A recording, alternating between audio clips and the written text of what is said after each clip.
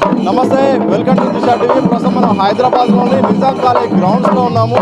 ఒకవైపు అయోధ్యలో రామ ప్రతిష్ట జరుగుతుంటే మరోవైపు దాన్ని లైవ్లో చూపించడానికి బిగ్ స్క్రీన్ ఏర్పాటు చేశారు. బీజేపీ సీనియర్ నేత రాజ్యసభ సభ్యులు లక్ష్మణ్ గారు వారి ఆధ్వర్యంలో గ్రౌండ్లో కార్యక్రమాలు జరుగుతున్నాయి. ఇక్కడ ఒకవైపు బిగ్ స్క్రీన్ ఏర్పాటు చేస్తున్నాయి, మరోవైపు కళాకార బృందాలను కూడా ఏర్పాటు చేశారు. ఇక్కడ ప్రధానంగా కేరళకు చెందిన కళాకారులు వాయిద్యాలు కూడా ప్రధానంగా ఆకట్టుకుంటున్నాయి.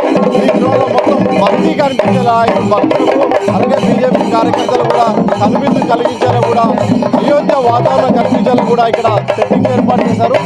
బీజేపీ సంబంధించిన కీలక నేతలు అలాగే కేంద్ర మంత్రి కిషన్ రెడ్డి కూడా రాబోతున్నారు. మరొకటి విజోలా గారు చూస్తే మాత్రం ప్రధానంగా ఇక్కడ రాముడు, సీత, హనుమంతుడు ఇలా వేషధారణతో ప్రధానంగా ఇక్కడ మాత్రం ఆకట్టుకుంటుంది. ప్రధానంగా హనుమంతుని గెటప్ మాత్రం ఆకట్టుకునే విధంగా ఉన్నది. చాలా మంది కూడా హనుమంతుడి పక్కన సెల్ఫీలు తీసుకుంటున్నారు, ఫోటోలు తీసుకుంటున్నారు. అరటి ఆకులతో మొత్తం పచ్చగా దేవాలయం కల్పించేలాగా సెట్టింగ్లు ఏర్పాటు చేశారు. మనం వీజోలో కనుక చూస్తే చూడొచ్చు ఎంత హైట్లో కూడా హనుమంతుడి గెటప్ చుట్టూ కూడా అందరు ఇక్కడ ఎంతో ఆకర్షణగా కనిపించారు. మరోవైపు మనం వీజోలో కనుక చూస్తే అక్కడ బిగ్ స్క్రీన్ ఏర్పాటు చేశారు. అంటే అయోధ్యలో జరుగుతున్న లైవ్ను నేరుగా చూసే విధంగా ప్రత్యక్ష ప్రసారాన్ని అక్కడ బిగ్ స్క్రీన్ ద్వారా ఏర్పాటు చేశారు. అయోధ్య లైవ్తో పాటు దాని పక్కనే సంగీతం ఎప్పటికప్పుడు కూడా ప్రవచనాలు ఏర్పాటు చేశారు. అలాగే దానికి సంబంధించిన అప్డేట్స్ కూడా ఎప్పటికప్పుడు మాట్లాడుతున్నారు. మరోవైపు ఫోటో గ్యాలరీ కూడా ఏర్పాటు చేశారు. ఇది ప్రధానంగా అయోధ్యకు సంబంధించిన చరిత్ర మొత్తం, అంటే మొదటి నుండి గతంలో ఎలా ఉండేది, అప్పట్లో ఉన్న చరిత్ర నేపథ్యం ఏంటి, బ్రిటిష్ కాలంలో ఉన్న ఫోటోలు కానీ అలాగే దాని తర్వాత కోర్టు కేసులు కానీ కూల్చివేత కానీ అంటే అప్పుడు బాబ్రీ మసీద్ సంబంధించిన అప్డేట్ కానీ ప్రతి ఒక్క అప్డేట్ కూడా ఫోటోల రూపంలో మాత్రం ఆకట్టుకుని సంబంధించిన న్యూస్ ఐటమ్స్ కానీ కోర్టు వాదనలకు సంబంధించిన అన్ని వాదనలు కూడా దానికి సంబంధించిన ఫోటోలను కూడా ఇప్పటి వాళ్ళకి అర్థమయ్యే విధంగా అంటే ఎంత పోరాటం జరిగిందో ఈ యొక్క టెంపుల్ కోసం జరిగినాక ఎంత పోరాటం జరిగిందో కోర్టు వాదనలు అన్ని గారు చరిత్ర కూడా కనిపించే విధంగా మాత్రం జాగ్రత్తగా అక్కడ ఫోటోగ్రాఫ్ని ఏర్పాటు చేసుకున్నారు. మరోవైపు కూడా ఇటు దేవాలయాన్ని తలపించే విధంగా ఇటు మొత్తం ఒక ఆకర్షణీయంగా అయితే ఏర్పాటు చేసుకున్నారు. వందల మంది కూడా ఒకేసారి కూడా లైవ్ చూసే విధంగా అయోధ్యలో ఎలా ఉందో అక్కడ ఇక్కడ నేరుగా చూసే విధంగా క్వాలిటీ ఉన్న ఒక మంచి బిగ్ స్క్రీన్ అయితే ఏర్పాటు చేసుకున్నాం. మనం వీడియోలో చూస్తే కళాకారుల బృందాలు అలాగే వేషధారణలు కూడా ఉన్నాయి. మీరు ఎక్కడి నుండి వచ్చారు? మేము జనగామ జిల్లా అప్రేడిపల్లె గ్రామం నుండి వచ్చాము. మొన్న 5 రోజులు అయోధ్యకు వెళ్ళాము. రామాయణం అక్కడ శ్రీరాముని దేవాలయంలో ప్రోగ్రాం చాలా చేశాము. సీతమ్మ వేషం కట్టడం కూడా మేము ఏ జన్మలో చేసుకున్న పుణ్యము. ఆ శ్రీరామచంద్రుడు ప్రతి ఒక్కరికి ప్రతి ఒక్క ప్రాణికి శుభం జరగాలని ఆ భగవంతుడు సాక్షాత్గా దివి నుండి ఈ భూమికి దిగి వచ్చాడని చాలా సంతోషంగా హ్యాపీగా ఫీల్ అవుతున్నాను. మీరు అయోధ్యకి వెళ్ళొచ్చారా? వెళ్ళొచ్చాను. సో వెళ్ళినప్పుడు అక్కడ టెంపుల్ కానీ అక్కడ వాతావరణం కానీ ఏర్పాట్లు కానీ ఎలా అనిపించాయి? చాలా సంతోషంగా ఉన్నాయి. బ్రహ్మాండంగా కట్టిండ్రు. రామ మందిరం బాగా నిర్మించిండ్రు. కళాకారులు, కవులు, కవీశ్వరులు, మంచి మంచి యోగులు, మునీశ్వరులు అందరూ కూడా అక్కడ పాల్గొన్నారు. మా కళాకారులకు కూడా మంచి అవకాశం ఇచ్చిండ్రు. అప్రేడిపల్లి గ్రామం నుంచి అక్కడికి పోయినాము. మాకు సంతోషం అనిపించింది.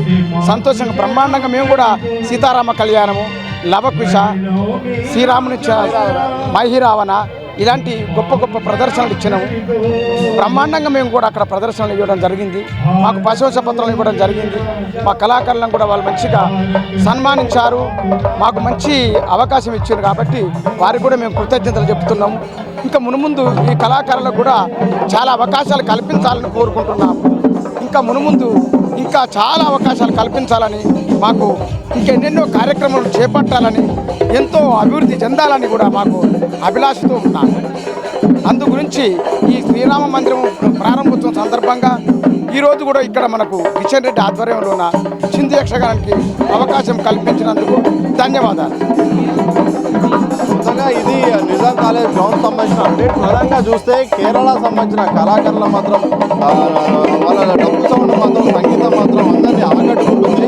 ప్రధానంగా దాంతోపాటు హనుమంతుడి వేషధారణ, దాంతోపాటు ఇటు ఫోటో గ్యాలరీ అయితే అన్నీ కూడా ఇక్కడ ఆకట్టుకునే విధంగా అయోధ్యలో అంటే నేరుగా అయోధ్య చూడని వాళ్ళు, అయోధ్య వెళ్ళిన వాళ్ళు కూడా మంచి లైవ్ను ఎక్స్పీరియన్స్ చూసే విధంగా మాత్రం బిగ్ స్క్రీన్ ఏర్పాటు చేశారు. అలాగే కళాకారుల వేషధారణ కూడా ఏర్పాటు చేశారు. మీరు ఎక్కడి నుండి వచ్చారు?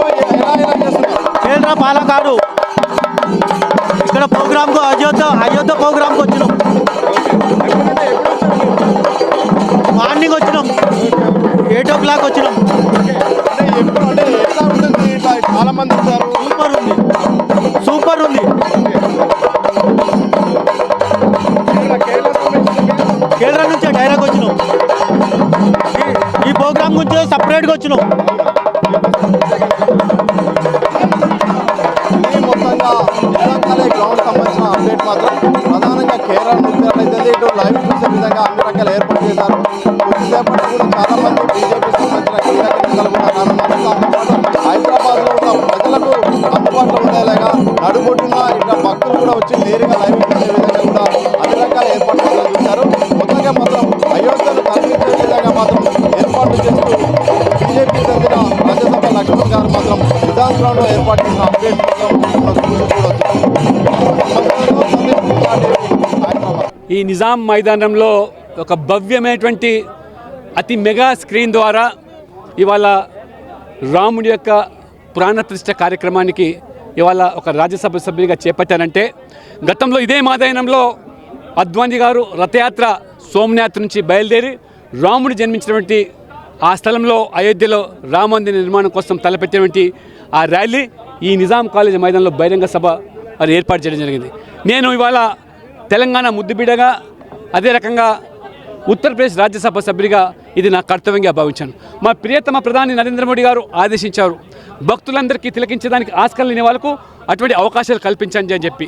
అందుకని ఇవాళ భాగ్యనగరంలో ఎక్కడైతే మీకు అవకాశాలు లేకుండా ఉన్నాయో వాళ్ళందరూ కూడా నేరుగా వీక్షించొచ్చని పిలుపునిచ్చినప్పుడు పెద్ద సంఖ్యలో వేలాది సంఖ్యలో ఇక్కడ భక్తులు వచ్చారంటే మొత్తం రామమైంది. భక్తి భజనలతో మొత్తం ఈ ప్రాంగణం అంతా కూడా పునీతమైంది.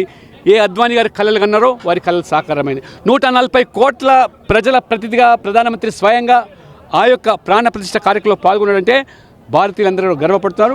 ప్రపంచంలో ఉన్నటువంటి భారతీయులందరూ కూడా ఒక దీపావళి పండుగ జరుపుకుంటున్నారు. కాబట్టి ఈరోజు రాత్రికి తమ ఇళ్ళ ముంగిట 5 జ్యోతులు వెలిగించి ఆ రకంగా మీ జీవితాల్లో కూడా వెలుగు నింపుకోవాలని, రామమయం కావాలని చెప్పి కూడా రామరాజ్య స్థాపన కోసం అడుగులు వేయాల్సిందిగా కూడా మేము కోరుతా ఉన్నాం.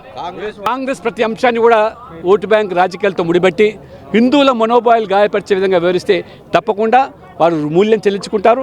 ఎందుకంటే ఇది మెజార్టీ ప్రజల మనోభావాలకు అనుగుణంగా రాజకీయ పార్టీలైనా రాజకీయాలైనా నడుచుకోవాల్సింది తప్పితే ఆ రకంగా మీకు నరేంద్ర మోడీ గారి మీద ఉన్నటువంటి ఆక్రోశం, నరేంద్ర మోడీ గారు 3వ ప్రధానమంత్రి అవుతున్నారు, ప్రజలు మరి మోదీ గారిని గెలిపిస్తున్నారు. కాబట్టి మోదీ మీద ఉన్నటువంటి ఆక్రోశాన్ని ఇవాళ మీరు రాముడి మీద చూపించడం అంటే తప్పకుండా తగిన మూల్యం చెల్లించుకుంటారు.